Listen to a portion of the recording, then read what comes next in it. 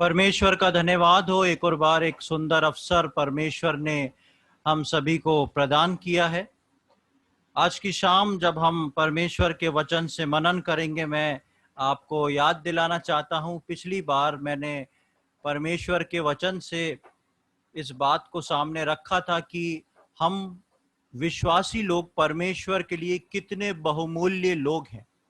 और हमने उन बातों को सीखा था कि परमेश्वर ने हमारे लिए पहले से ही अनंत योजना को रखा है। परमेश्वर ने पहले से ही हमारे लिए राज्य को रखा है, हमको अधिकारी बनाया है, और परमेश्वर ने हमको पहले से ही चुन के अलग किया है। हम इन बातों को पिछले दिनों में देख रहे थे। आज हम इन्हीं बातों को कुछ आगे, इसमें कुछ खास बात को हम समझने जाएंगे। मेरे साथ निकालने पहला कुरिन्थियों उसका 2 अध्याय और उसकी 6वीं आयत से लेके 10वीं आयत तक हम पढ़ेंगे। 1 Corinthians chapter 2 verses 6 to 10। पहला कुरिन्थियों उसका 2 अध्याय और उसकी 6वीं आयत से लेके 10वीं आयत तक हम पढ़ेंगे। यहाँ पे इस प्रकार लिखा है, फिर भी सिद्ध लोगों में हम ज्ञान सुनाते हैं, परंतु इस संसार का और इस संसार के नाश होने वाले हाकिमों का ज्ञान नहीं, परंतु हम परमेश्वर का वो गुप्त ज्ञान भेद की रीति पर बताते हैं, जिसे परमेश्वर ने सनातन से हमारी महिमा के लिए ठहराया, जिसे इस संसार के हाकिमों में से किसी ने नहीं जाना, क्योंकि यदि वे जानते तो तेजोमय प्रभु को क्रूस पर ना चढ़ाते। परंतु जैसा लिखा है, जो बातें आंख ने नहीं देखी और कान ने नहीं सुनी और जो बातें मनुष्य के चित्त में नहीं चढ़ी, वे ही हैं जो परमेश्वर ने अपने प्रेम रखने वालों के लिए तैयार की हैं। परंतु परमेश्वर ने उनको अपने आत्मा के द्वारा हम पर प्रकट किया, क्योंकि आत्मा सब बातें वरन परमेश्वर की गूढ़ बातें भी जांचता है। जैसा मैंने बताया कि पिछले दिनों में हम मनन किए थे कि परमेश्वर ने हमको, विश्वासियों को, जो लोग प्रभु को उद्धारकर्ता के रूप में ग्रहण कर चुके हैं, उनके लिए एक राज्य पहले से ठहराया है। और उस न केवल राज्य पर, उस राज्य का अधिकारी होने के लिए ठहराया है। हम सबको इस सृष्टि से पहले चुन के अलग किया है। जब ये सब कुछ भी बना नहीं था, ये सृष्टि नहीं थी, तब परमेश्वर के जहन में मैं और आप थे, और हमने इस बात को सीखा था कि हम परमेश्वर के लिए बहुत ही प्रेशियस हैं, बहुत ही खास लोग हैं।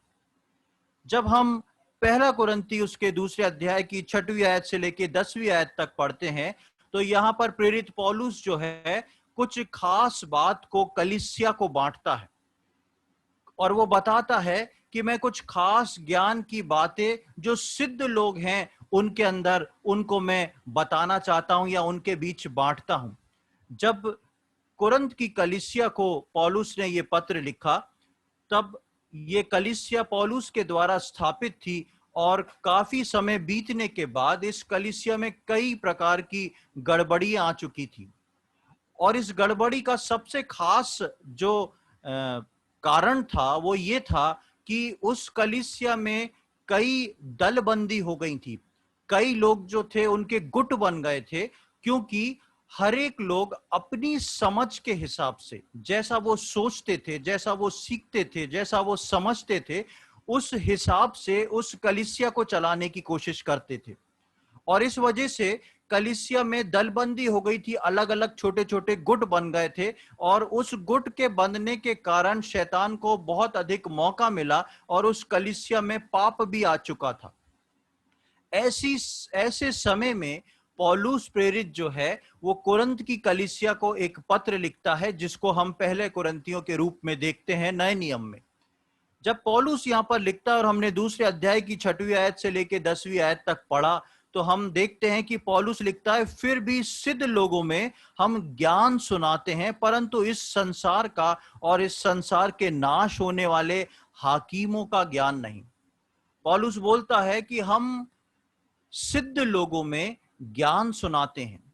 कुछ खास ज्ञान के बारे में पौलुस यहां पर जिक्र करता है कलीसिया के विश्वासियों को, और वो ये भी बात बोलता है कि ये ज्ञान जो है वो हर किसी के लिए नहीं है, हर विश्वासी के लिए नहीं है। जो सिद्ध हैं, जो समझ परमेश्वर के वचन के अनुसार जो लोग समझ रखते हैं, उनके बीच में हम इस ज्ञान को सिखाते हैं।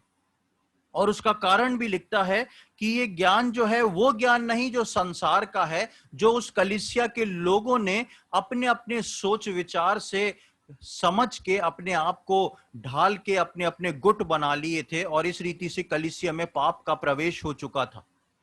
पौलुस बोलता है ये ज्ञान जो हम सिद्ध लोगों के बीच में सुनाने जा रहे हैं या सुनाते हैं, ये बहुत ही बहुमूल्य है। और इस ज्ञान के बारे में हम 7वीं आयत में पढ़ते हैं, परंतु हम परमेश्वर का वो गुप्त ज्ञान। सबसे पहली चीज हम देखते हैं कि पौलुस 6वीं आयत में बोलता है हम सिद्ध लोगों के बीच में ज्ञान सुनाते हैं। सबसे पहले वो ज्ञान है।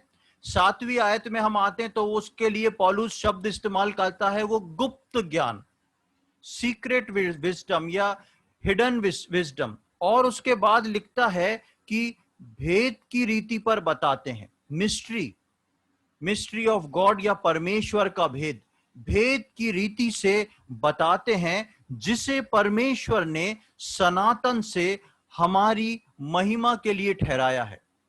बहुत ही खास बात पौलुस जो है कुरिन्थ की कलीसिया को लिख रहा है, क्योंकि कुरिन्थ की कलीसिया से पौलुस को बहुत लगाव है। उसने उसको खड़ा किया है और उसके बारे में चिंतित है, और जब वो उसके बारे में समाचारों को सुन रहा है तो बहुत ही खास बात वो कलीसिया के भेजे जाने वाले पत्र में लिख के भेज रहा है। वो बोलता है कि हम परमेश्वर का वो गुप्त ज्ञान, भेद की रीति से, सीक्रेट विजडम, परमेश्वर का वो भेद की रीति से छुपा हुआ ज्ञान जो है वो बताते हैं। किन लोगों को बताते हैं? जो लोग सिद्ध हैं, उन लोग को बता रहे हैं जिसे परमेश्वर ने सनातन से हमारी महिमा के लिए ठहराया है। देखिए, ज्ञान भी है परमेश्वर का सिद्ध ज्ञान, छुपा हुआ ज्ञान जो परमेश्वर ने विश्वासी के लिए रखा है, उसको पौलुस भेद की रीति से बताने जा रहा है। और उसके आखिर में वो लिखता है कि वो दिया भी किस लिए है? विश्वासियों की महिमा के लिए ठहराया गया है, सनातन से हमारी महिमा के लिए ठहराया गया है। जैसा मैंने बताया कि पिछली बार हम सीखे थे कि हम परमेश्वर के लिए बहुत ही प्रेशियस हैं, हमारे लिए राज्य ठहराया गया है, हमको राज्य का अधिकारी ठहराया गया है, हमको चुन के पहले से अलग किया गया है, हमको स्वर्गदूतों के न्याय के लिए रखा गया है। और आज हम इस बात को देखने जा रहे हैं कि परमेश्वर का वो गुप्त ज्ञान हमारी ही महिमा के लिए रखा गया है। ये कौन सा ऐसा गुप्त ज्ञान था जिसको पौलुस कलीसिया को दर्शाने की कोशिश करता है? पौलुस का मोटिव है, पौलुस इस प्रकार से कलीसिया को समझाता है कि तुम जिस ज्ञान को लेके कलीसिया में गुटबंद कर रहे हो, तुम जिस ज्ञान को लेके अपने आप को समझदार समझ रहे हो, वो सारे ज्ञान जो है अर्थली हैं, वो सारे ज्ञान जो है संसार के हैं। तुम में से यदि कोई सिद्ध है तो मैं उन सिद्ध लोगों को ये ज्ञान सिखा रहा हूं जो परमेश्वर की भेद की रीति से है, और जो ज्ञान गुप्त है, जो सामने ऐसे नहीं दिखता, वो गुप्त है, हिडन है, वो मिस्ट्री ऑफ गॉड है, और वो परमेश्वर ने तुम्हारे लिए अर्थात विश्वासियों के लिए रखा हुआ है कि तुम्हारी महिमा हो। प्रियो, हम इस बात को देखते हैं कि परमेश्वर ने ना केवल हमको चुन के अलग करा, परमेश्वर ने ना केवल हमारे लिए स्वर्ग का रास्ता खोला, परमेश्वर ने ना केवल हमको राज्य दिया, परमेश्वर ने ना केवल हमको राज्य का अधिकारी ठहराया, परमेश्वर ने ना केवल हमको स्वर्गदूतों का न्याय करने के लिए रखा, लेकिन परमेश्वर ने अपना गुप्त ज्ञान हमारी महिमा के लिए भी देने को रखा है। आज हम कोशिश करेंगे कि हम इस गुप्त ज्ञान के बारे में कुछ बातों को सीख सकें, समझ सकें कि वो कौन सा गुप्त ज्ञान है, वो क्या हिडन विजडम है, वो क्या मिस्ट्री ऑफ गॉड है जिसको परमेश्वर कलीसिया को, जो विश्वासी चुनिंदा हैं या जो विश्वासी इस बात को सोचते हैं, अपने ज्ञान को अर्थात संसार के ज्ञान को अलग रख के परमेश्वर के उस हिडन ज्ञान को लेना चाहते हैं, परमेश्वर ने कैसे उनके लिए रखा और परमेश्वर को क्यों ये भाया है। 8वीं आयत में पढ़ते हैं, जिससे इस संसार के हाकिमों में से किसी ने नहीं जाना, क्योंकि यदि वे जानते तो तेजों में प्रभु को क्रूस पर चढ़ाते। हम सब जानते हैं यहूदियों ने अपनी व्यवस्था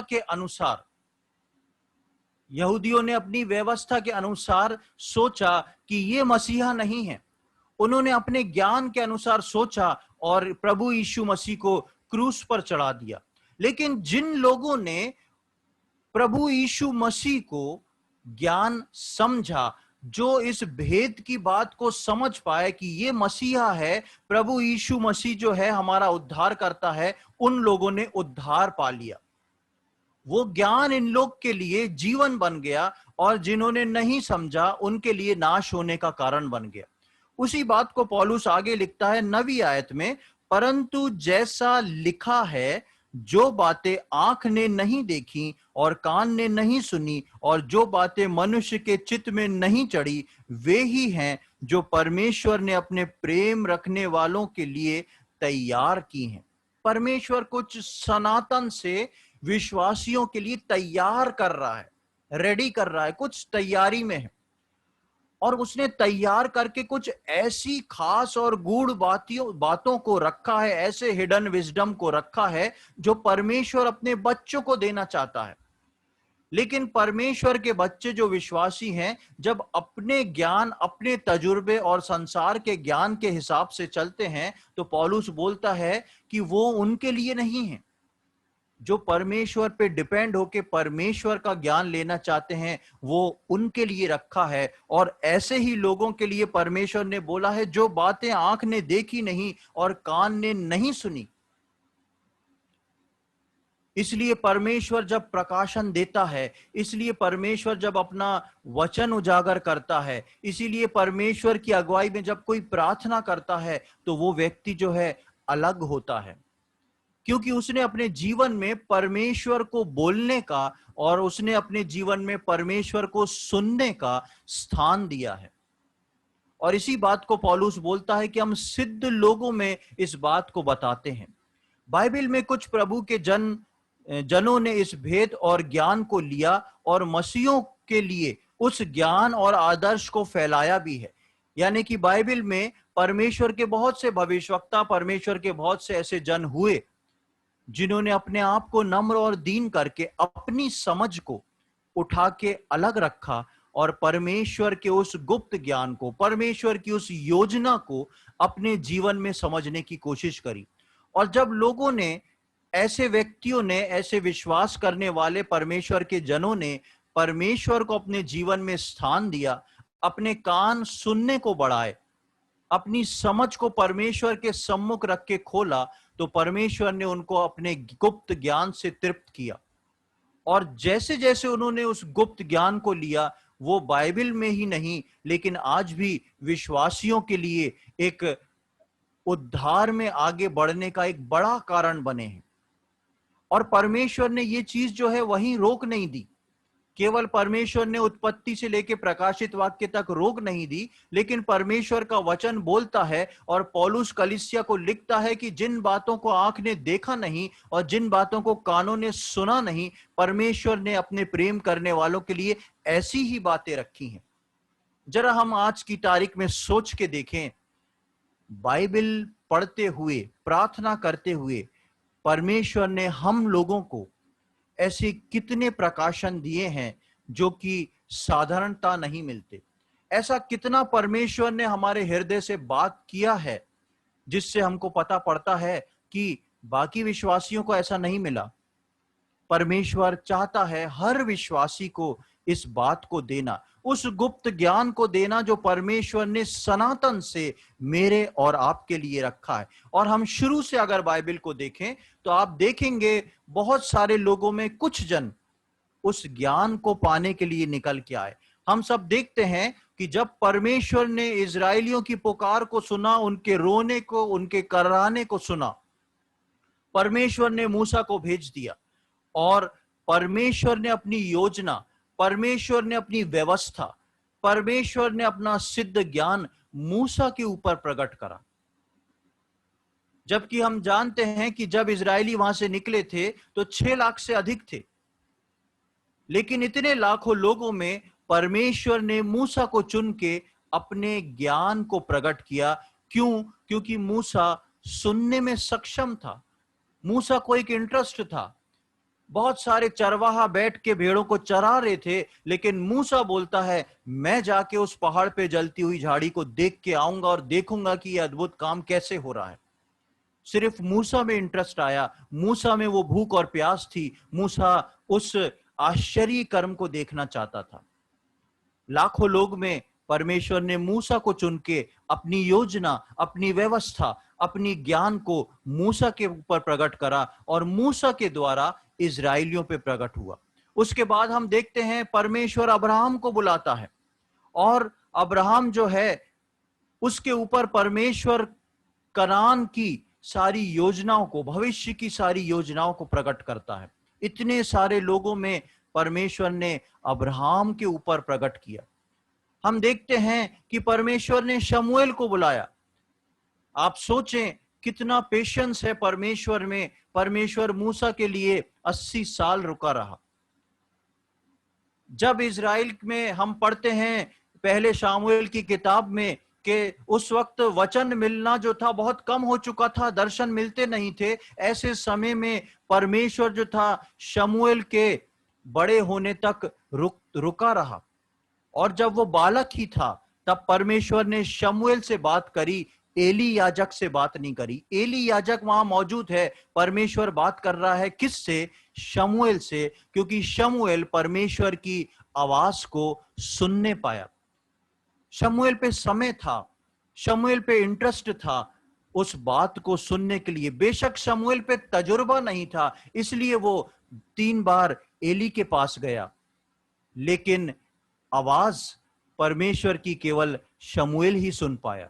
हम देखते हैं दानियल को परमेश्वर ने चुना, यहूदियों में से गुलाम बना के ले आया, लेकिन दानियल को परमेश्वर ने चुना अपने आश्चर्य कर्म प्रकट करने के लिए, और साथ ही साथ परमेश्वर ने उसको चुना भविष्य के बारे में भविष्यवाणी करने के लिए। वो गुप्त ज्ञान जो बाइबल में उसके अलावा कोई नहीं कर पाया, उस भेद की रीति से प्रभु यीशु मसीह के दूसरे आगमन के लिए वो दानियल ने कर दिखाया। क्यों कर दिखाया? क्योंकि दानियल तैयार था परमेश्वर की आवाज सुनने के लिए। और हम देखते हैं यूहन्ना जिसने प्रकाशित वाक्य लिखा है, वो तैयार था परमेश्वर के दर्शन को देखने के लिए, परमेश्वर की बात को सुनने के लिए। और इन 12 चेलों में से परमेश्वर ने यूहन्ना पर अपूर्व रूप से उस ज्ञान को प्रकट किया जिसने स्वर्ग के दर्शन तक को देख के लिख डाला। ऐसा क्या था उत्पत्ति से लेके प्रकाशित वाक्य में कि परमेश्वर ने समय समय पे अपने लोगों को चुना। और भी बहुत सारे ऐसे थे जिनको परमेश्वर ने चुना, लेकिन वो पूरी तरह आगे नहीं बढ़ पाए। लेकिन परमेश्वर ने इन लोगों को चुना, बुलाया, इनकी बुलाहट को देखा, और ये तैयार थे उस गुप्त ज्ञान को लेने को। परमेश्वर ने वो गुप्त ज्ञान इनको दिया, इनने पूरी बाइबल में उस ज्ञान को दिया, और आज तक ये मेरे और आपके लिए लाभ का कारण बना हुआ है। इसी रीति से पौलुस क्यों नए नियम की कलीसिया को लिखता है कि मैं सिद्ध लोगों में वो ज्ञान सुनाने जा रहा हूं, वो गुप्त ज्ञान जो कि एक हिडन मिस्ट्री है, एक हिडन ट्रूथ है परमेश्वर का, जो कि छुपा हुआ है, लेकिन परमेश्वर ने उसको विश्वासियों की महिमा के लिए रखा है। पौलुस इस बात को बताना चाह रहा है कुरिन्थ की कलीसिया को कि तुम अपने ज्ञान से जिन बातों को कलीसिया में ले आए हो, उनसे परे हटके उस ज्ञान की ओर नजरों को उठाओ जहां परमेश्वर ने तुम्हारे लिए उस गुप्त ज्ञान को रखा है, जो तुम्हारी महिमा के लिए है। और पौलुस जो है उस बात को याद दिलाता है कि जो बातें आंखों ने देखी नहीं, कानों ने सुनी नहीं, वो बातें परमेश्वर ने विश्वासियों के लिए रखी हैं। प्रियो, आज के समय में ये समय आया है कि परमेश्वर जो है अपना उस गुप्त ज्ञान को कलीसिया पे प्रकट करना चाहता है, कलीसिया के द्वारा संसार पे प्रकट करना चाहता है। क्या मैं और आप उस गुप्त ज्ञान को अपने ज्ञान को, संसार के ज्ञान को हटा के उस ज्ञान को जिसके लिए मैं और आप बुलाए गए हैं, जो मेरे और आपके लिए महिमा का कारण रखा गया है, उसको लेने को तैयार हैं? क्या हम उसको समझना चाहते हैं? हम निकालेंगे इफिसियों उसका 3 अध्याय, बुक ऑफ इफिशियंस चैप्टर 3, इफिसियों उसका 3 अध्याय,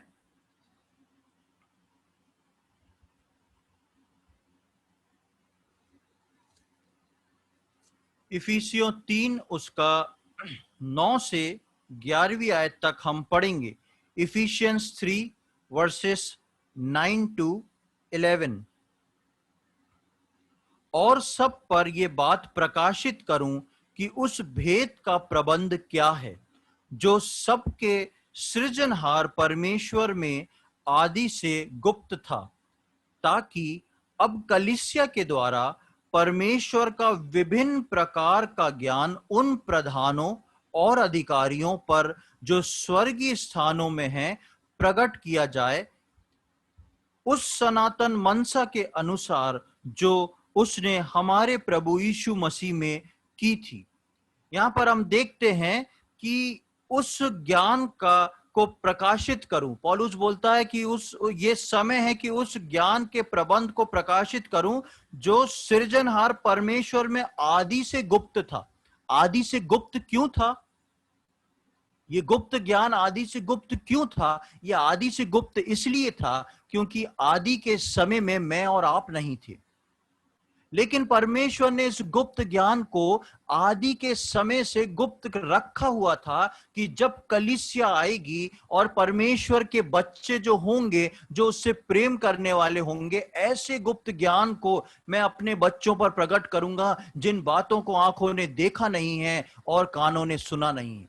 लेकिन अब ये समय है कि परमेश्वर चाहता है उस कलीसिया के ज्ञान को लेके न केवल इस संसार पे, लेकिन प्रधानों और अधिकारियों पर भी वो प्रकट करना चाहता है, क्योंकि मैं और आप उन अधिकारों के लिए रखे गए हैं। मुझको और आपको परमेश्वर ने ये अधिकार दिया था। जैसा मैंने पिछले दिनों में बताया था कि परमेश्वर ने आदम को बोला था इस पृथ्वी को अपने वश में कर लो, और हमने आगे पढ़ा था कि वो बोलता है कि उसने स्वर्ग और पृथ्वी की सेना को बनाया। सब पे ऊपर परमेश्वर ने मनुष्य को अधिकार दिया, और इसलिए परमेश्वर अब इस गुप्त ज्ञान को कलीसिया के ऊपर रिवील करना चाहता है कि इस गुप्त ज्ञान के कारण परमेश्वर का नाम महिमा पाए, न केवल संसार में लेकिन उन अधिकारियों पे जो संसार के ऊपर है, उन शक्तियों पे जो संसार के ऊपर हवाओं में हैं,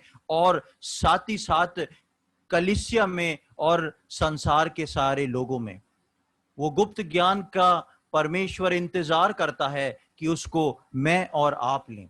अब एक बड़ी खास बात को हम इसमें देखें। अभी हमने इसकी 11वीं आयत में पढ़ा, उस सनातन मनसा के अनुसार जो उसने हमारे प्रभु यीशु मसीह में की थी। उस सनातन मनसा के अनुसार। अब आप अपना एक हाथ को यहीं रखें और पहले कुरिन्थियों को देखें जो हमने अभी पढ़ा है। पहला कुरिन्थियों 2 अध्याय,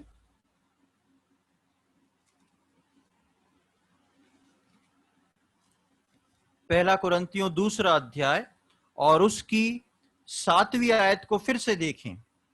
परंतु हम परमेश्वर का वो गुप्त ज्ञान भेद की रीति पर बताते हैं, जिसे परमेश्वर ने सनातन से हमारी महिमा के लिए ठहराया है। इन दोनों वर्षों की आखिरी लाइन को ले लें।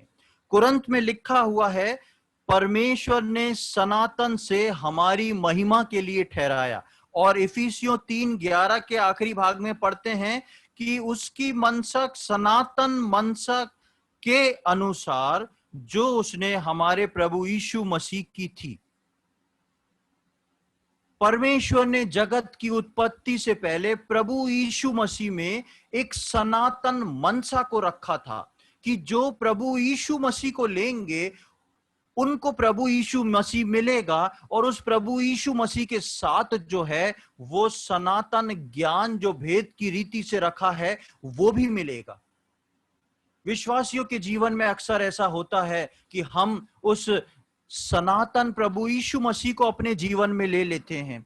हम बाइबल पढ़ते हैं, प्रार्थना करते हैं, लेकिन उस यीशु मसीह में परमेश्वर ने जो अपनी योजना के अनुसार मुझको और आपको सनातन ज्ञान दिया है, उसको नहीं ले पाते। और जब हम उस सनातन ज्ञान को नहीं ले पाते, तो सबसे पहले हमारा अपना विश्वासी जीवन इफेक्टिव होता है, उसके बाद हमारा पारिवारिक जीवन, और उसके बाद हमारा कलीसियाई जीवन असर खाता है। और यही कुछ कारण ऐसा हुआ था कुरिन्थ की कलीसिया में, और विश्वासी लोग अपनी समझ के अनुसार चल चल के अलग अलग गुट उस कलीसिया में बन गए थे। इसलिए पौलुस उनको सिखाता है कि मैं उन खास लोगों में, उन सिद्ध लोगों में परमेश्वर का वो गुप्त ज्ञान, पहले वो बोलता है ज्ञान, फिर बोलता है गुप्त ज्ञान, फिर बोलता है भेद की रीति से। ये बहुत खास भेद की रीति का गुप्त ज्ञान है जो परमेश्वर मुझको और आपको देना चाहता है। हम अपने विश्वासी जीवन में अब तक केवल वही काम कर रहे हैं जो हमने अपने उद्धार पाने के दिन से किया था।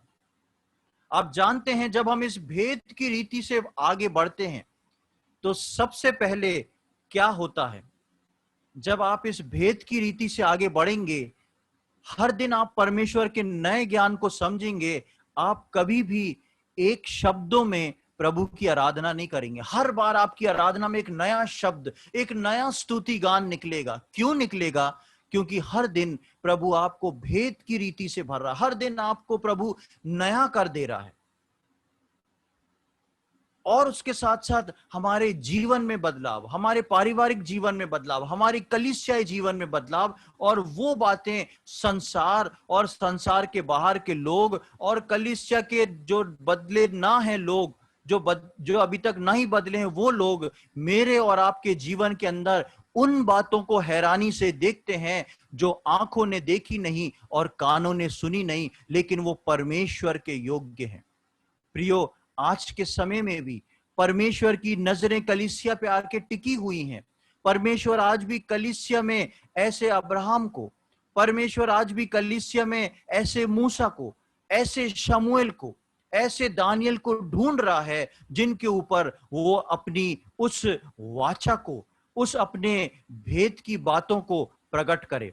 क्या मैं और आप आज उसकी उस भेद की बातों को परमेश्वर से लेके कलीसिया पे और संसार पे प्रकट करने को तैयार हैं? प्रभु अपना भेद प्रकट करना चाहता है। प्रभु चाहता है कि विश्वासी उससे मांगे, उससे सीखें, वो अपने भाव में, अपनी बातों में ना लगे रहें, लेकिन परमेश्वर पे नजर लगाएं।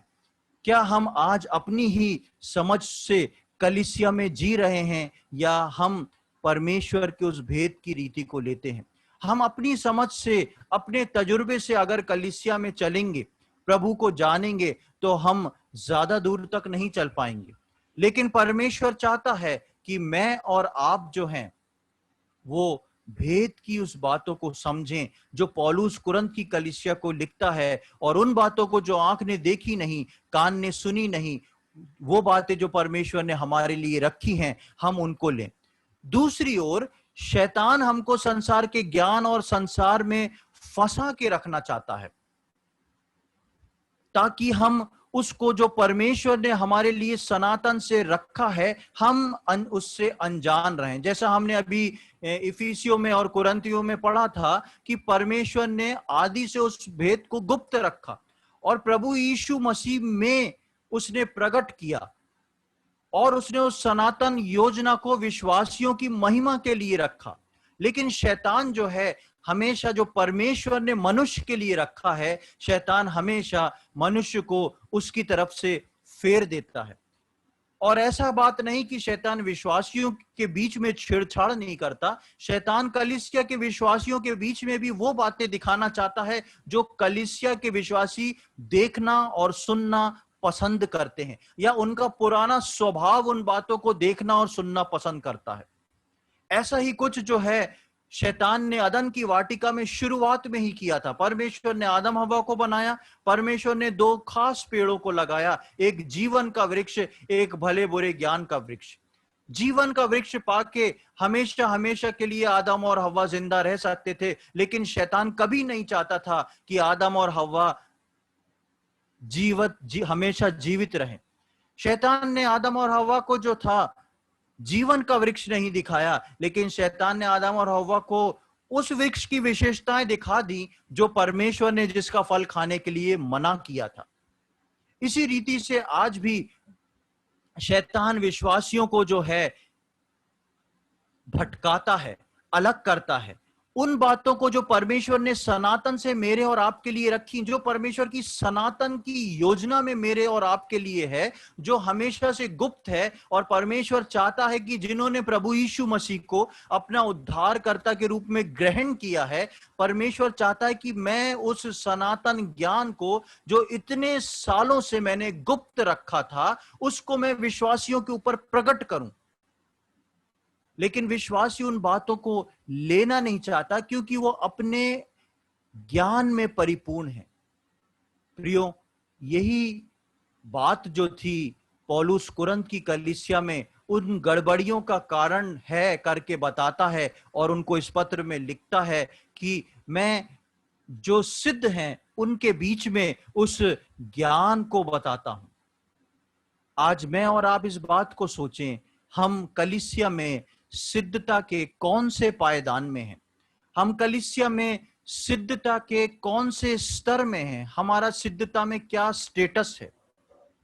हम कितना परमेश्वर के सम्मुख नम्र और दीन होके परमेश्वर के उस ज्ञान को समझने की कोशिश करते हैं। इसलिए ही आज कलीसिया में भी विश्वासी मृतक अवस्था में हैं, क्योंकि शैतान ने उनको परमेश्वर के भेद और ज्ञान से अलग कर रखा है। वो जीवित तो कहलाते हैं, आराधना स्तुति तो करते हैं, लेकिन वास्तविकता में मृतक हैं, क्योंकि शैतान उनको कलीसिया में पहुंचने के बाद भी भले और बुरे के ज्ञान के वृक्ष की क्वालिटीज दिखाता है और वही करने को बोलता है। लेकिन बहुत कम हैं जो शैतान की ओर से अपने कानों को बंद करके परमेश्वर की आवाज को सुन के उस जीवन के वृक्ष की ओर बढ़ते हैं।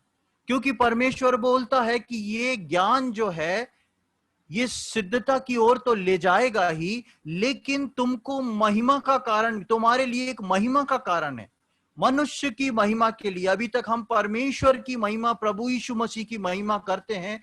परमेश्वर की सनातन योजना को तो देखें, परमेश्वर की सनातन योजना को समझ के तो देखें कि मनुष्य है क्या जो परमेश्वर उसके लिए इतना करता है, इतना अधिक करता है कि उसके पैदा होने से पहले, सृष्टि से पहले परमेश्वर ने उसको चुन लिया, उसके नाम को जीवन की पुस्तक में लिख लिया, उसको अपना दर्शन दे दिया, उसके लिए अपने इकलौते पुत्र प्रभु यीशु मसीह को दे दिया। उसको ये भाया कि वो प्रभु यीशु मसीह को अपने होने वाली संतान के बनने के कारण उसको ये भाया कि वो यीशु मसीह को कुचल दे।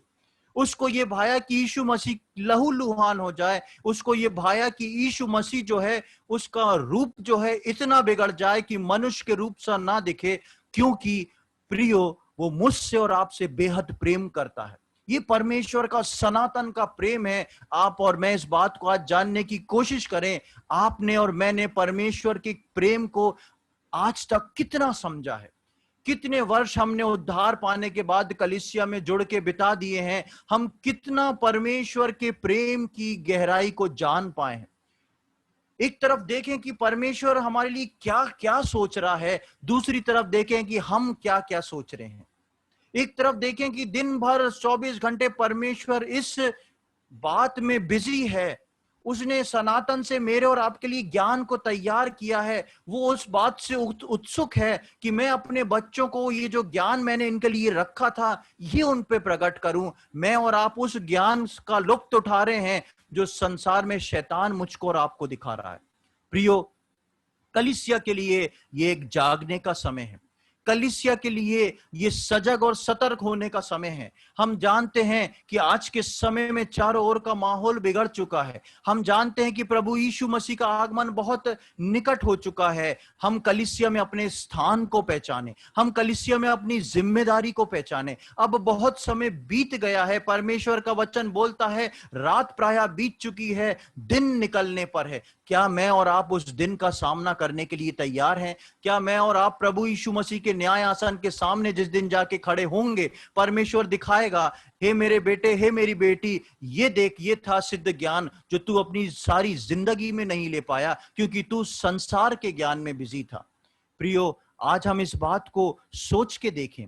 परमेश्वर आज आपसे चाहता है कि आप उस ज्ञान को और उस भेद को जो दुनिया से अलग है, जो बिल्कुल छुपाया हुआ रखा है सिर्फ और सिर्फ आपके और मेरे लिए, परमेश्वर चाहता है मैं और आप ऐसे समय में सारी बातों को छोड़ के परमेश्वर के उस सिद्ध ज्ञान को, परमेश्वर के उन भेद की बातों को लें और हम संसार को, संसार के लोगों तक वो परमेश्वर के भेद को और ज्ञान को पहुंचा सकें। एक और आयत को जल्दी से हम पढ़ेंगे। नीति वचन उसका पहला अध्याय, बुक ऑफ प्रोवर्ब्स चैप्टर 1। नीति वचन उसका पहला अध्याय, बुक ऑफ प्रोवर्ब्स चैप्टर 1 और उसका 20वीं आयत से लेके 23वीं आयत तक हम पढ़ेंगे। Proverbs chapter 1 versus 20 to 23। यहां पे इस प्रकार लिखा है, बुद्धि सड़क में ऊंचे स्वर से बोलती है और चौकों में प्रचार करती है। वो बाजारों की भीड़ में पुकारती है, वो फाटकों के बीच में और नगर के भीतर भी ये बातें बोलती है। हे भोले लोगों, तुम कब तक भोलेपन से प्रीति रखोगे? हे ठट्टा करने वालों, तुम कब तक ठट्टा करने से प्रसन्न रहोगे? हे मूर्खों, तुम कब तक ज्ञान से बैर रखोगे? तुम मेरी डांट सुनकर मन फिराओ, सुनो मैं अपनी आत्मा तुम्हारे लिए उंडेल दूंगी। हम यहां पर देखते हैं बुद्धि सड़क में ऊंचे स्वर से चिल्लाती है, बोलती है। ये बुद्धि क्या है? ये बुद्धि वही है जो परमेश्वर के गुप्त ज्ञान और परमेश्वर की गूढ़ बातों के लिए कलीसिया को बोल रही है और बोल रही है कि हे भोले लोगों, तुम कब तक भोलेपन से प्रीति रखोगे? हे ठट्टा करने वालों, तुम कब तक ठट्टा करने से प्रसन्न रहोगे? हे मूर्खों, तुम कब तक ज्ञान से परे रहोगे? आज के समय में कलीसिया में विश्वासी भी इस 3 श्रेणी में पाए जाते हैं। कुछ भोलेपन में है, हमको कुछ नहीं मालूम। कुछ जो है ठट्टा करने में है, हमको सब कुछ मालूम है, देख लेंगे, ये ऐसा है, वो वैसा है। और कुछ जो है वो मूर्खता में है। संसार के सरदार ने उनके लिए परमेश्वर का ज्ञान मूर्खता बना दिया है। लेकिन परमेश्वर का वचन बोलता है, तुम मेरी डांट सुनकर मन फिराओ, सुनो मैं अपनी आत्मा तुम्हारे लिए उंडेल दूंगी। परमेश्वर जो है आज कलीसिया को, परमेश्वर का वचन इस बात को चिल्ला चिल्ला के स्पष्ट कर रहा है कि बेख्याली में अपने समय को जाया ना करो। बेख्याली में और आराम से रिलैक्स होके मत चलो, क्योंकि समय निकट है और तुम्हारे और मेरे लिए नींद से जाग उठने की घड़ी आ चुकी है। और ये जरूरी है कि परमेश्वर के बच्चे, परमेश्वर के लोग, परमेश्वर से प्रेम करने वाले जो हैं, परमेश्वर के उस गुप्त ज्ञान से परिपूर्ण हो जाए। आज परमेश्वर के ज्ञान की कलीसिया के विश्वासियों को जरूरत है। आज परमेश्वर चाहता है, परमेश्वर को जरूरत है ऐसे दानियल की, ऐसे यूहन्ना की, ऐसे शमूएल की, जो परमेश्वर के गुप्त ज्ञान को लेके कलीसिया में और कलीसिया के बाहर जो है लोगों को बांट सकें, बहुत से लोगों को नाश होने से बचा सकें, नरक की आग में जाने से बचा सकें। प्रियो, हम अपने जीवन में इस बात को सोच के देखें। नीति वचन के 2 अध्याय की 6वीं आयत को एक बार फिर से मैं आपके सम्मुख पढ़ूंगा। नीति वचन 2 उसका 6वां अध्याय, वहां 6वीं आयत, प्रोवर्ब्स 2 चैप्टर 6 वर्स 6। यहां पर लिखा है, क्योंकि बुद्धि यहोवा ही देता है और ज्ञान और समझ की बातें उसी के मुंह से निकलती हैं। बुद्धि यहोवा ही देता है।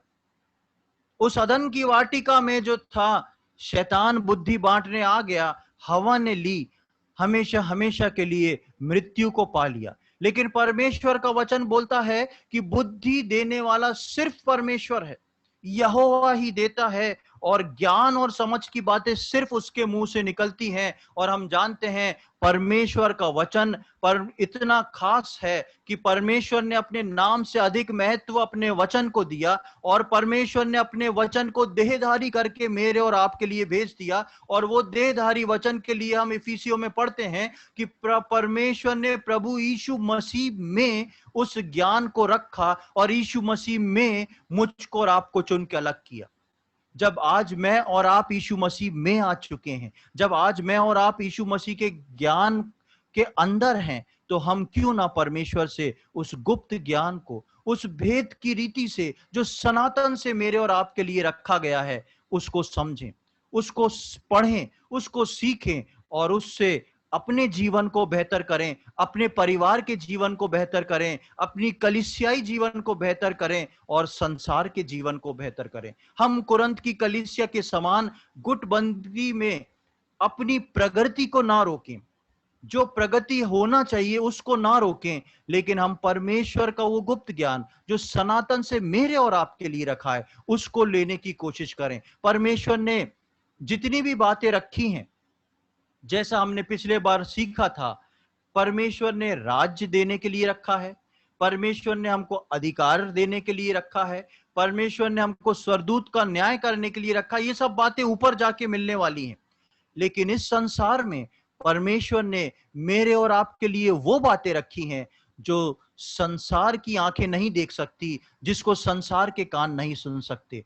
प्रियो, मैं आज आपसे, कलीसिया से इस बात को पूछना चाहता हूं, क्या आज आप परमेश्वर से, कलीसिया के एक व्यक्ति होके परमेश्वर से उन बातों को लेने को तैयार हैं जिसको संसार ने अब तक नहीं देखा? क्या आप परमेश्वर की उन बातों को सुनने को तैयार हैं जिसको संसार ने अब तक नहीं सुना? परमेश्वर आपको देने के लिए तैयार है, आप क्या उस बात को लेने के लिए तैयार हैं कि नहीं? ये फैसला मुझको और आपको आज करना है। ये फैसला मुझको और आपको इस फैसले के बारे में सोचना है। बहुत समय हमारा जाया हो गया, बहुत समय हमारा निकल गया, यहाँ तक कि अब हम कलीसिया से भी बाहर हैं। हम कलीसिया में जमा नहीं हो रहे, बाहर होके प्रार्थना कर रहे हैं, बाहर होके वचन सुन रहे हैं। क्या अब भी कुछ मेरे और आपके जीवन में हम इंतजार करें कि कुछ और होए तब हम परमेश्वर के समीप आए? प्रियो, परमेश्वर आपके समीप है। क्या आप परमेश्वर के समीप पहुंच के उस धीमी आवाज को सुनने को तैयार हैं? क्या आप परमेश्वर के उस प्रकाश को देखने को तैयार हैं? आने वाले समय में परमेश्वर हम में से प्रत्येक की सहायता करे कि हम कुरंत की कलीसिया के समान ऐसे विचलित ना हो, कुरंत की कलीसिया के विश्वासियों के समान अपने अपने विचारों में ढल के अपने अपने गुट को ना बना लें, लेकिन हम एकता में आके परमेश्वर के ज्ञान को लेके तैयार रहें प्रभु की सेवा के लिए। सेवा पहले अपने जीवन में, फिर अपने परिवार के जीवन में, फिर कलीसिया के जीवन में, फिर संसार के जीवन में। परमेश्वर इन सारी बातों में परिपूर्ण होने में और इन सारी बातों को समझने में हम में से प्रत्येक की सहायता करे। परमेश्वर के नाम की महिमा हो।